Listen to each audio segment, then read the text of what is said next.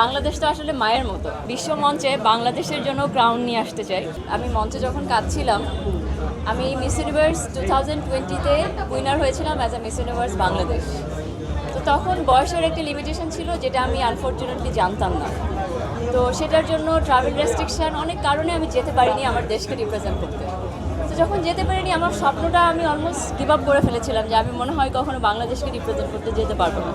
আর বাংলাদেশ তো আসলে মায়ের মতো, আমার দেশ। তো তারপর যখন মিস ইউনিভার্স থেকে হঠাৎ করে বলল যে মিস ইউনিভার্সে এখন আর কোনো বয়সের লিমিটেশন নাই, কোনো লিমিটেশন নাই, তখন আমার কাছে মনে হলো যে না, স্বপ্নটা তার মানে এখনও আমার আছে, আমি আই ক্যান গো।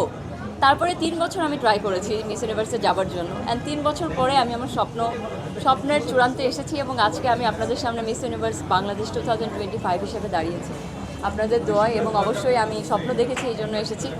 তো সেই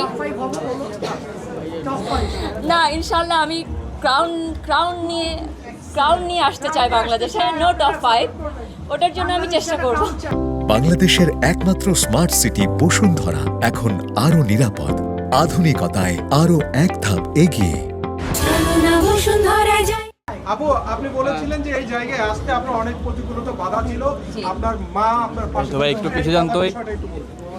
আমার মা আমার পাশে ছিল, বিকজ আমি যখন ছোট ছিলাম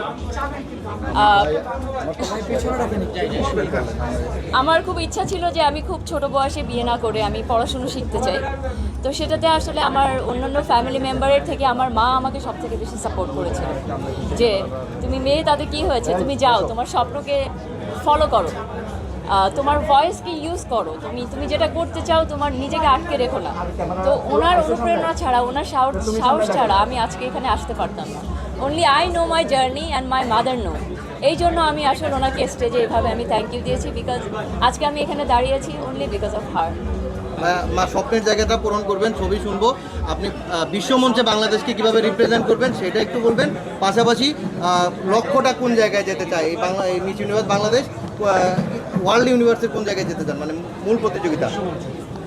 আমি অবশ্যই বিশ্বমঞ্চে বাংলাদেশের জন্য ক্রাউন নিয়ে আসতে চাই, ফর দ্য ফার্স্ট টাইম আমার দেশের জন্য। আমি সেটার জন্য আমার বেস্ট চেষ্টা করব। অবশ্যই আপনাদের সাপোর্ট লাগবে, সবার সাপোর্ট লাগবে। সবাই বেশি বেশি করে সাপোর্ট করবেন, পজিটিভ নিউজ করবেন, সো দ্যাট যেন বাংলাদেশ বিশ্বের দরবারে অনেক গৌরবের জায়গা বয়ে আনতে পারে থ্রু মি।